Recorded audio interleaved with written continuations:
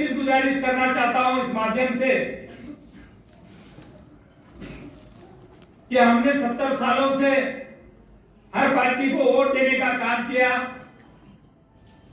हर party ने अपना vote लिया, हमारे वोटों का इस्तेमाल किया, मगर जब हमारे हक की बात आती है, जब हमारे देने की बारी आती है, तो उस टाइम में वो हमारे बाजू में करने का काम किए।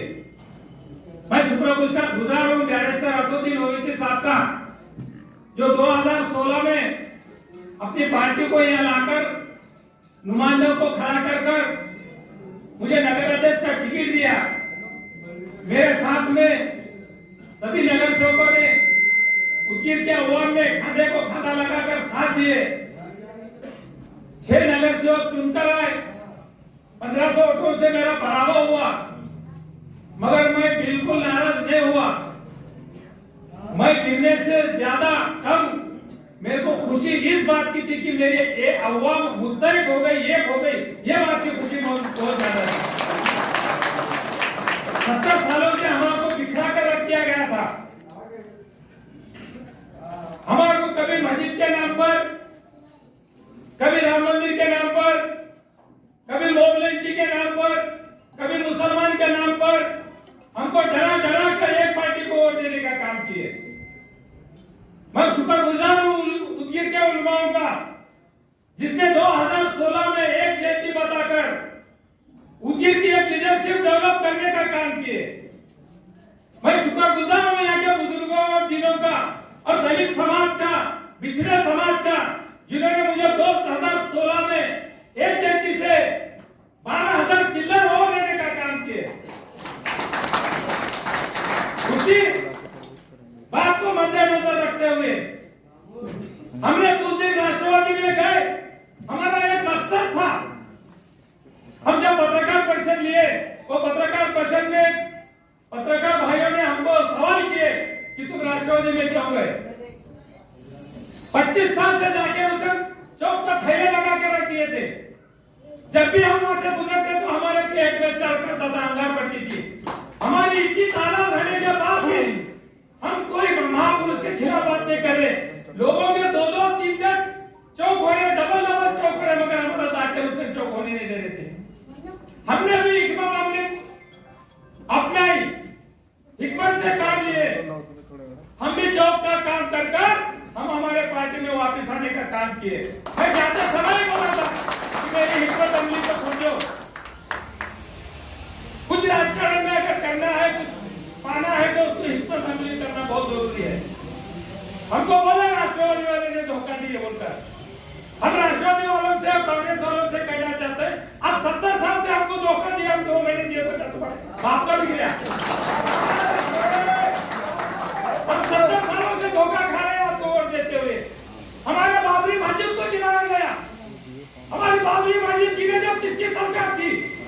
यही कांग्रेस की सरकार थी। हमने राष्ट्रवादी को वोट दिया। ये मैं पूछना चाहता हूँ संजय वंशोड़े साहब, जब ने हम तुमको सेकुलर वोट कर वोट दिया और तुम परसों भाषण करते हैं कि नरेंद्र मोदी 500 साल के हमारे अरमान पूरी किया, मंदिर बनाकर बोल मोदी का भाषण करते। अगर तुम्हारे में दम था तो तुम भाजपा से आके बताओ, तुम्हारी डिपॉजिट अगर जब नहीं वाली तो मेरा नाम। तुमने हमारे को सेकुलर का चोला पहनकर धोखा दिया है और आज एक हिकमत खेल रहे हैं। अब भाजपा से हाथ में हाथ मिलाकर मुसलमान वार्डों में मुसलमानों की नुमाइंदगी देके, घड़ी का टिकट देके हमारे वोटों को डिवाइड करने की कोशिश चालू है। घड़ी को वोट देने से बेहतर भाजपा को वोट देना, घड़ी को वोट देना, मगर भाजपा को वोट देना बरोबर है। ध्यान रखो, उनकी हिकमत चल रही है। उधर ऊपर के वार्डों में फूल रहेगा, नीचे के वार्ड में घड़ी रहेंगी और चुनको आने के बाद दोनों में एक होने का ये प्लानिंग रच गया वाला है। मैं मेरे भाइयों से कहना चाहता हूँ जो राष्ट्रवादी घड़ी में है, आप अल्लाह के वास्ते एक हो जाओ, इधर आ जाओ। मैं मेरी कुर्सी देने के लिए तैयार हूँ तुम्हारे को। तुम मेरे से खड़े रहो। मैं कुर्सी के वास्ते नहीं कर रहा। अगर मैं कुर्सी के वास्ते करना रहता था तो मैं बहुत जल्दी आगे बढ़ जाता था। मुझे कौम की नुमाइंदगी करना है। बैरिस्टर असदुद्दीन ओवैसी साहब, खासदार इंचार्ज साहब ने जो उदगीर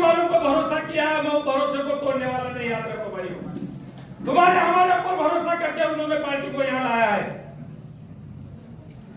साजिशें चालू है। परसों साहब से मैं ये पूछना चाहता हूं, तुम्हारे पार्टी का नुमाइंदा है संग्राम जप्ता, खुले आप मुसलमानों को लांडे कर रहा है, तुम्हारे को उसकी तकलीफ नहीं हो रही? तुम्हारे को सिर्फ मुसलमानों के वोट होना। सूरज चौहान बोलकर एक राष्ट्रवादी का प्रदेश अध्यक्ष है, उसको रेस्ट हाउस में कुछ शेतकरी संगठन के लोगों ने हाथापाई किए। 1-2 घंटे के अंदर सुबह उसको, प्रदेश अध्यक्ष है वो, 2 घंटे के अंदर उसको तुम पार्टी से निकाल दिए। ये संग्राम जप्ता खुले आप मुसलमानों को लाने बोल रहा है, तुम क्यों नहीं उसका निषेध करते? हमको बताओ। मुसलमानों बहुत जाग चुका है, मुसलमानों को इतने दिन प्लेटफॉर्म नहीं था, स्टेज नहीं था। अब पार्टी हमारी है, स्टेज हमारा है, आप किसी से डरने का नहीं, ये बात ध्यान रखो। और सभी जाति और धर्मों को, पिछड़े वर्ग को लेकर चलने वाली ये अमन पार्टी है। और कितने तुम्हारे को हम सबूत देना? आज हमारे लोगों को मेरे हुजूर के खिलाफ बोला गया, मेरे हुजूर के खिलाफ। अरे हमारा जीना मरना मायने नहीं रखता। आज हमारे हुजूर के खिलाफ अगर कोई बोलेगा तो हमारे बच्चों को कुर्बान कर देंगे, हम घास खा को रहेंगे, मगर हमारे हुजूर के खिलाफ कभी बात बताएंगे। हुजूर के खिलाफ बोलने के बाद हमारी पूरा अहमियत, हमारी किस्मत, हमारी जान, हमारी मां हमारे हुजूर है। आज तुम्हारी हिम्मत इतनी बढ़ेगी कि तुम हमारे हुजूर के खिलाफ बोल रहे हैं। ऐसे 100 पार्टियां कुर्बानी, ऐसे 100 औरतें कुर्बानी, ऐसे 100 नगर पालिका कुर्बानी हमारे हुजूर के सामने। और खुद लोग हमको बोल रहे तुम अल्लाह के नाम को, हुजूर के नाम को मत बोलो। क्यों न को बोलो? हमारा वजूद हमारे हुजूर है, हमारी कामयाबी हमारे हुजूर है, हमारी आखिरत हमारे हुजूर है। तुम उनको अनाप शनाप कर लेंगे तो क्या हम मुंह में उंगली डाल को रखेंगे? हम जरूर बोलेंगे। अगर टाइम आया तो तुम्हारे स्टेज पे आके बोलेंगे, याद रखो तुम हमारे को डराने की कोशिश बिल्कुल मत करो। और मैं सुन रहा हूँ 4-8 दिन से कुछ एक दो लोगों को बुला कर डराने की कोशिश कर रहे। मेरे भाइयों याद रखो, पैदा होने से पहले अपनी मौत बरकरार है। जो अपना ईमान पक्का है, जो अल्लाह के ऊपर अकीदा रखता है, वो कभी मौत से और किसके धमके से डरता नहीं। ये बात याद रखो। और मैं बोल रहा हूँ गिरते कुछ लीडरों को, अगर तुम में दम है तो क्या बोलना है हमारे को आके बोलो। अगर हमारे कार्यकर्ताओं को, अगर हमारे वोटर्सों को डराने की अगर कोशिश करेंगे तो तुम जिस तरीके से आएंगे हम उस तरीके से तुम्हारे जवाब देंगे।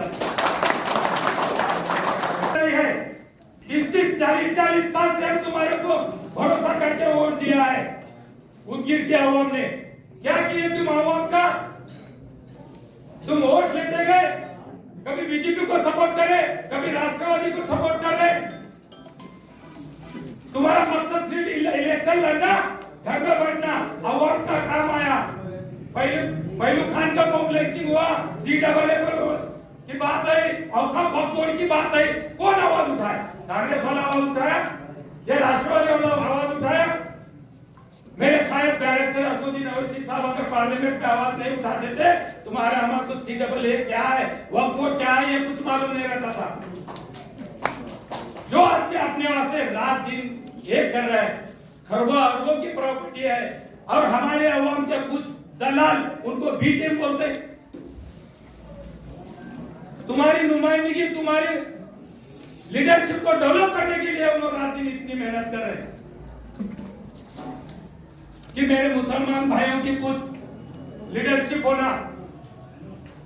अरे इतनी हुकूमत बढ़ गई, इतना आज डंके की चोट पकड़ने वाली हमारी एक ही पार्टी है, जो MIM पार्टी है, मजलिस-ए-इत्तेहादुल मुस्लिमीन है।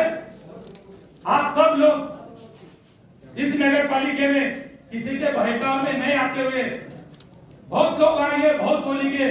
जिस तरह 2016 में उनकी के अवाम ने एक चेती बताकर MIM पार्टी को और उनके मित्र पक्ष को साथ देने का काम किया, उसी तरह आप सब जनों एक जैसी रखकर अपनी ताकत बताइए, अपनी लीडरशिप को डेवलप कीजिए।